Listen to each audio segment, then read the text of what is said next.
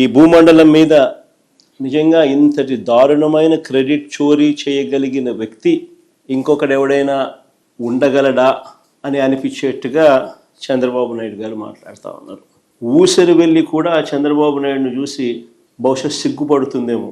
అంతటి దారుణమైన మోసాలు, అంతటి దారుణమైన అబద్ధాలు. అయ్యా 4 సార్లు సీఎం అని చెప్పి చెప్పుకునే ఈ పెద్ద మనిషి చంద్రబాబు నాయుడు, నేను అడుగుతా ఉన్నా, భూముల రీసర్వే చేయాలన్న కనీస ఆలోచన అయినా కూడా నీకు ఎప్పుడైనా గతంలో వచ్చిందా అని? కనీసం ఆలోచన అయినా నీకు గతంలో ఎప్పుడైనా వచ్చిందా అని?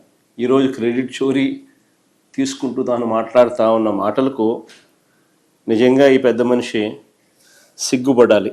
మార్గ మధ్యంలో రైతన్నలు పడతా ఉన్న అవస్థలు, ఇబ్బందులు చూసిన తర్వాత భూములకు సంబంధించి వాళ్ళ లేవనెత్తిన సమస్యల పరిష్కారం నుంచి, ఆ ఆలోచనల నుంచి, వీటికి పరిష్కారం చూపాలన్న తాపత్రయం నుంచి శాశ్వత పరిష్కారం చూపించాలన్న ఆలోచన నుంచి పుట్టుకొచ్చింది దీని మూలం.